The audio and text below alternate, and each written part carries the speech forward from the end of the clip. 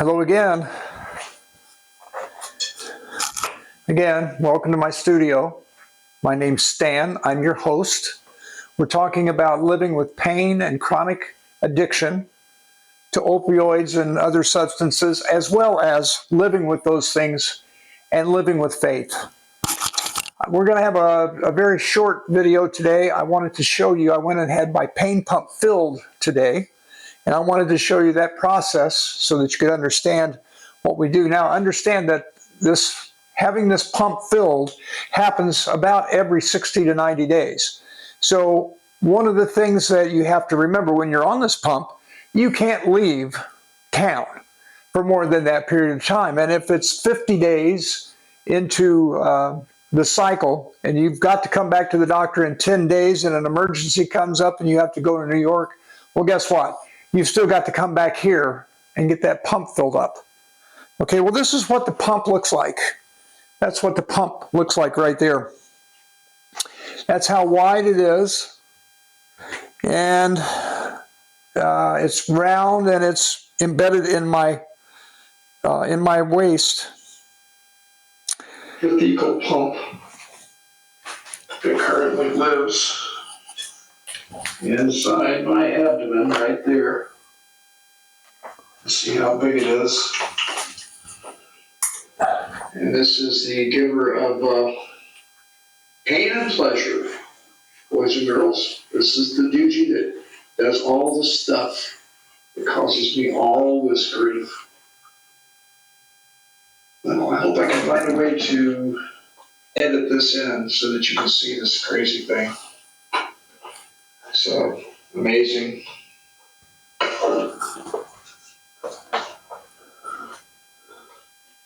And here's where all the stuff takes place.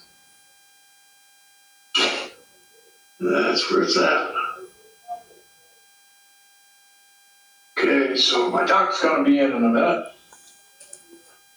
I'm going to ask him to let me film this debacle. I don't know if he will or not. He's kind of camera shy. We'll see. Again, I hope I get the chance to put all this in this video. This will be a good one if I can get all this in. So, like I told you before, I don't have the skills and the experience to edit. So what happened was I managed to film this on my telephone at the doctor's office. And when I got home, I have to find a way to put it into the camera and to put me in here to explain what's going on. So the only way I could do it was to mirror onto a television and then film with my DSLR camera. So it's kind of hokey pokey, but I think it'll work if we've got enough light, if it doesn't just shut off because of light. So there we have that. So now I'm at my doctor's office, and he is a very nice guy named Dr. Gorman. He is in Newport Richey, Florida. He's a great, great guy. I like him more than I've ever liked another doctor. He's very straightforward with me, and he cares. I have his cell phone number. If I have a problem, I can call him Sunday evening at 9 o'clock, and he doesn't get mad.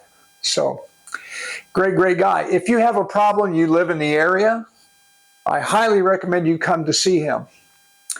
So let's see what filling up the pump looks like. You want to? Let's see what we got going on here.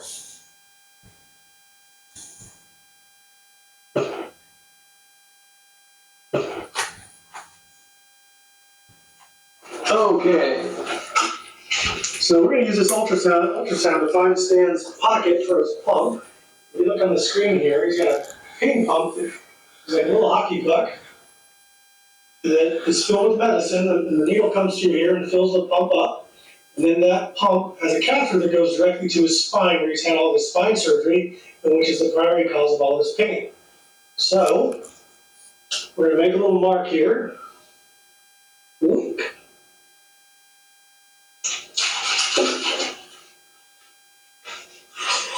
Now we're going to get it nice and sterile.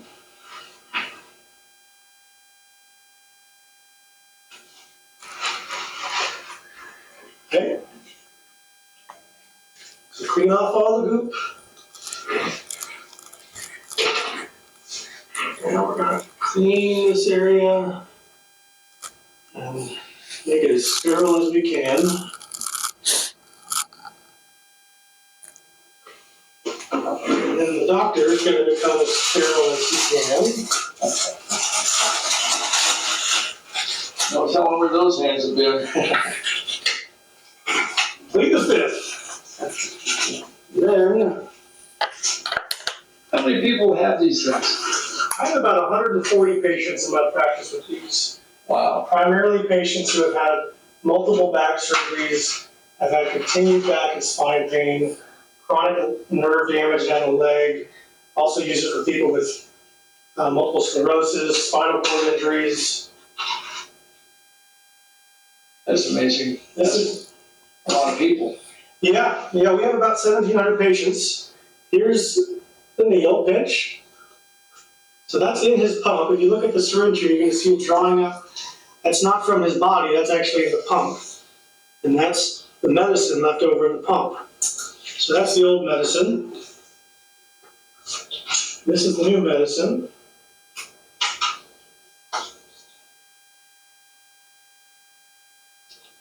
Now, here comes the new medicine. It's important as you're putting the medicine in that you, every once in a while, aspirate to make sure you're still getting the medicine, because if for any chance that needle slides out of the pump, it's going to be filling his belly with pain medication, which can make him really sick, and you have to go to the hospital. You don't want that. Not today. He's too pretty of a face to have to spend all day at a bayonet pointing the arm. Amen. There's that. 3, 2, 1, done. Clamping it. Needles out. I already updated his pump, so he's got 90 days of medicine in his pump. It's going directly in there, and he's good to go. Wow. That's my story, and I'm sticking to it. As it should be. And that from a wonderful pain doctor. You guys got to come to this. Come on down to Dr. Gorman's office at Physician Partners of America. That's right. That's right. Yeah. Well, thanks, Doc. You got it, man. So there you have it. That's what it looks like when they fill my pain pump up, which happens quite frequently. Like I said, every 30 to 60 days, 60 to 90 days, I mean. It's just really a not complicated process. And in the end, the things I didn't show you